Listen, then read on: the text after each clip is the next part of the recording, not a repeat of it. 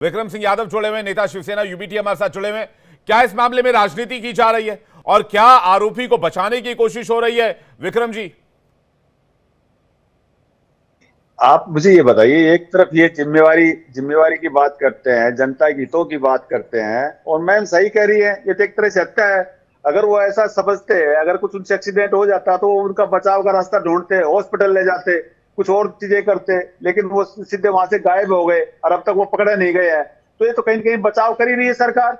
जिस प्रकार से पुन्ना में भी आपने देखा होगा, पुन्ना में भी जब हुआ था और एक रईसजादे ने किस प्रकार से वहां पे एक लड़का एक लड़की को कैसे बल्लभ उड़ा दिया था, वो भी यही केस था, दारू पी के और स्पीड से गाड़ी लापरवाही से चला ड्राइविंग कर रहे थे।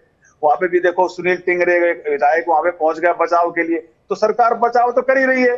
नहीं तो आप मुझे बताइए कि ऐसा क्या जमीन खा गई, आसमान निकल गया, उसको गिरफ्तारी नहीं हो रही है? पकड़ के लाए तो टाइम से पकड़ा जाता, सारी चीज साफ हो जाती। लेकिन सरकार बचाव कर रही है इस चीज में, और ये सरकार की मैं इसमें लापरवाही समझता हूँ। और जिस प्रकार से ये सब हुआ है, ये सब गलत है, और इसके लिए जिम्मेदारी वाली कानून तो अगर ये अपना बात काम करेगा। क्या ये समय और इस तरह के मामलों में राजनीति की आवश्यकता भी है? नहीं नहीं, राजनीति की आवश्यकता कहाँ है सर, लेकिन कानून कर रहे हैं ना काम अपना। सरकार कहीं ना कहीं कानून, देखिए सरकार जो है उसका प्रेशर तो है।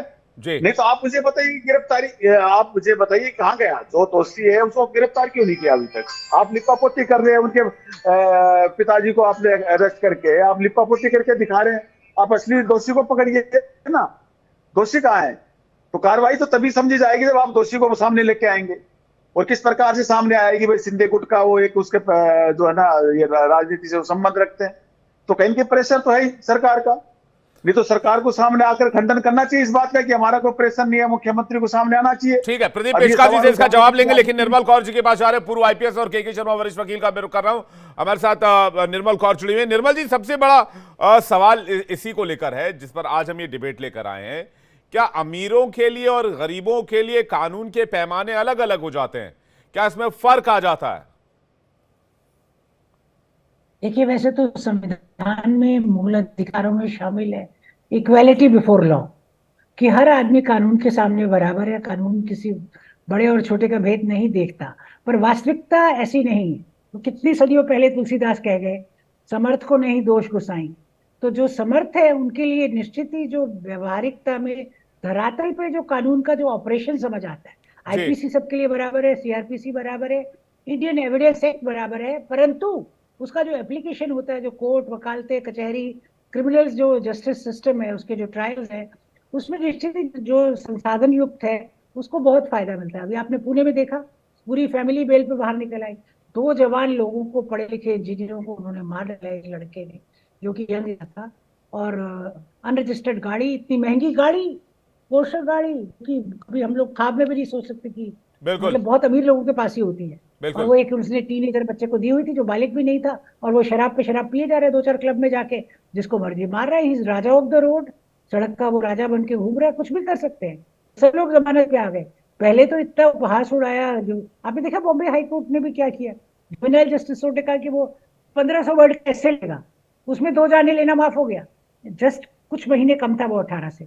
ऐसा थोड़ी कि 17 साल जब आप पूरे हुए और अगले दिन सुबह आप 18 के हो रहे हैं तो रात भर में ऐसा कुछ हो जाते कि आप बड़े जिम्मेदार नागरिक बन जाते हैं। कानून को ठीक है कोई सीमा तय करनी है, उन्होंने 18 साल की कर रखी है, बट 17 साल 9 महीने का लड़का भी तो कोई बहुत बेसमझ नहीं हो सकता। और बिल्कुल। उसने बेसमझी से जब वो पूत के पाल मतलब आगे बढ़ा होकर वो क्या करेगा, पूरी व्यवस्था को वो अपना नौकर समझेगा। जो वकीलों के माध्यम से, कोर्ट के माध्यम से, स्थानीय राजनीतिज्ञ वहां आए, स्थानीय एमएलए आए, जेल में एक पुलिस हाजत पे उसको पिज्जा मिल रहा है जी, कि अंकल लोग हैं, अंकल अंकल कर रहा है वहां पुलिस को और एमएलए को। ये कौन सा तरीका हुआ? वो कहाँ का क्रिमिनल हुआ, वो कहाँ का दोषी हुआ?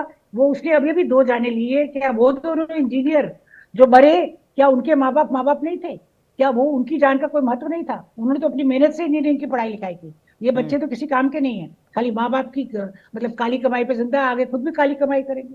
इसीलिए तो इस तरह का पैसा है इनके पास। ये कोई मेहनती कौम नहीं है, कोई ऐसा वर्ग नहीं है जो परिश्रम से कमाएगी और खाएगी। कमाने खाने वाले लोग ये नहीं। ये व्यवस्था के जो लूप होल्स है उनको मैनेज करके खाएगी और एक दिन के करोड़ों करोड़ों कमाएगी। नहीं, और फिर इसी तरह कोर्ट को, वकील को। व्यवस्थाओं के लूपहोल्स की वजह से खुलेआम इस तरह से मैं तो कहूंगा सो कॉल्ड मर्डर की इजाजत तो नहीं दी जा सकती है सोसाइटी में। बिल्कुल बिल्कुल बिल्कुल हो रहा है, इजाजत और तो हो दी रहे तो हैं, नहीं जा सकती, नहीं इजाजत तो पर नहीं दी जा वास्तव में सकती, क्या लेकिन रहा हो है? रहे हैं। देखिए और उसको धरातल पे रोकने क्या हो वाला रहा है। कौन है? कोई नहीं। अब जिस तरह से दो लोगों के मर्डर के बाद, अगर मर्डर ही कहा जाए इसे, दो लोगों के मर्डर के बाद पुणे वाला कांड में जिस तरह से बेल मिल गई और लोग बाहर आ गए, उससे अरे फिर उनकी सब कुछ तो उन्होंने मैनेज किया था, डॉक्टर ने सैंपल बदल दिए, इतने बड़े डॉक्टर के अस्पताल, दो जो जो जी दो बड़े बड़े डॉक्टर हैं, उन्होंने ब्लड सैंपल बदल दिए। व्यवस्था कहाँ तक गिरी हुई है, आप इससे लगाइए ना। इतना वो प्रोफेशनल एथिक्स कहाँ गए डॉक्टरों के? ब्लड सैंपल बदल दिए उसने उस लड़के के, और जी ब्लड सैंपल में आया कि इसने तो नशा किया, शराब पी नहीं हुई। ये तो फॉर्चुनेटली दूसरे ब्लड सैंपल थे तो पता लगा ये शराब पिया हुआ था। तो सुशी में जब